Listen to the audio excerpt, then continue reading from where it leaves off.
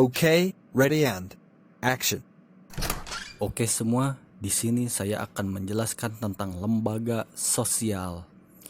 Coba kalian perhatikan, kegiatan yang dilakukan manusia yang ada di sekitar tempat kamu tinggal dari pagi sampai sore hari, mereka sibuk bekerja. Ada yang berangkat ke kantor, ada yang berdagang, ada yang ke sawah atau ke laut. Kesibukan itu tentu saja mempunyai tujuan yang ingin dicapai. Tahukah kalian apa tujuannya? Tentu saja jawabannya tergantung dari masing-masing orang. Tetapi pada dasarnya mereka semua ingin memenuhi kebutuhan hidupnya.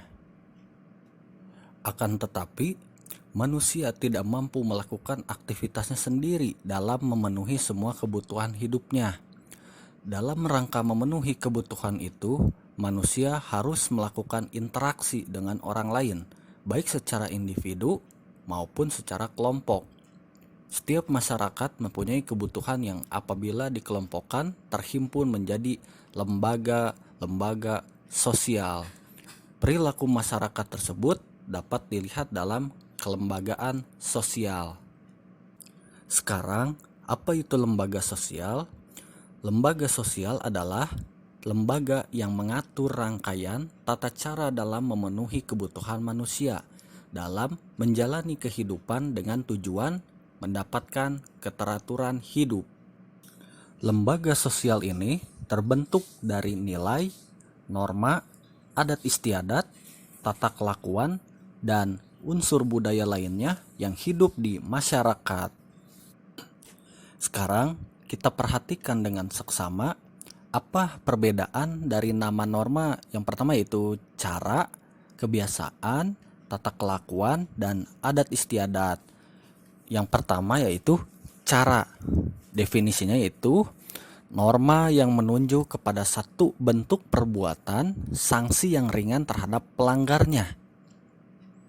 Yang nomor 2, kebiasaan, yaitu norma yang menunjukkan perbuatan yang dilakukan secara berulang-ulang dalam bentuk yang sama. Yang ketiga, tata kelakuan, yaitu kebiasaan yang dianggap tidak hanya sebagai perilaku, tetapi diterima sebagai norma-norma pengatur. Yang keempat, yaitu adat istiadat, adalah tata kelakuan yang menyatu dengan pola-pola perilaku masyarakat dan memiliki kekuatan mengikat yang lebih.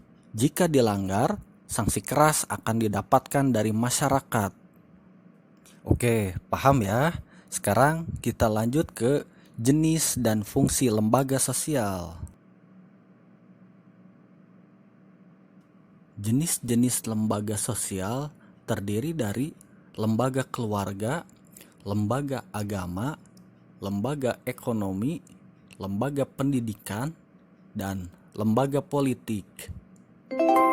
Yang pertama, kita ke lembaga keluarga. Pada umumnya, lembaga keluarga memiliki fungsi antara lain yang pertama yaitu fungsi reproduksi.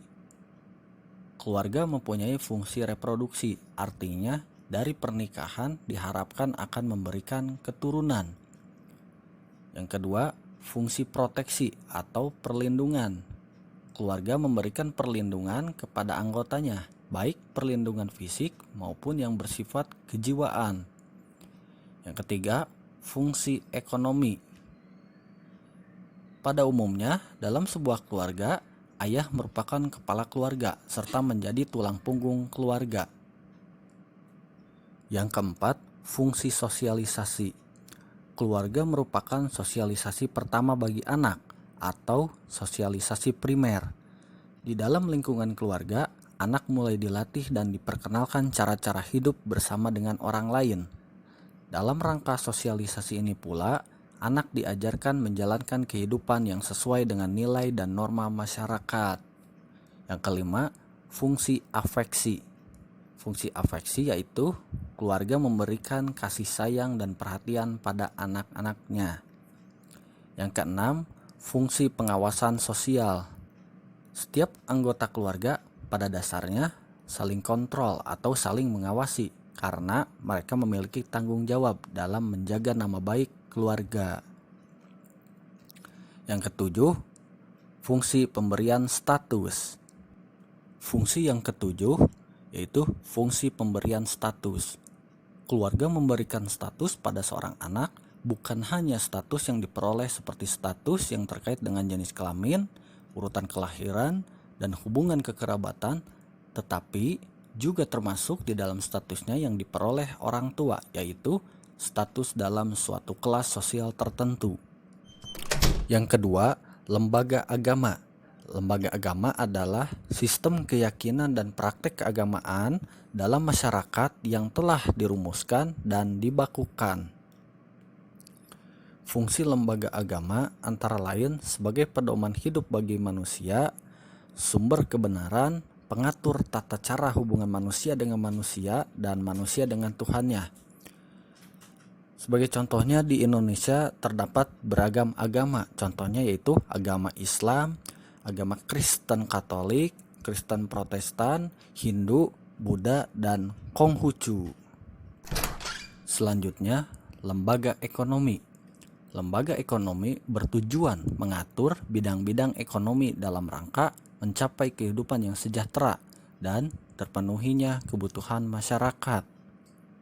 Secara umum, yang hendak dicapai dalam lembaga ekonomi adalah terpenuhinya kebutuhan pokok demi kelangsungan hidup masyarakat. Fungsi lembaga ekonomi antara lain sebagai berikut: memberi pedoman untuk mendapatkan bahan pangan, memberi pedoman untuk melakukan pertukaran barang, memberi pedoman tentang harga jual beli barang, dan lain-lain. Setelah dari lembaga ekonomi, kita ke lembaga pendidikan.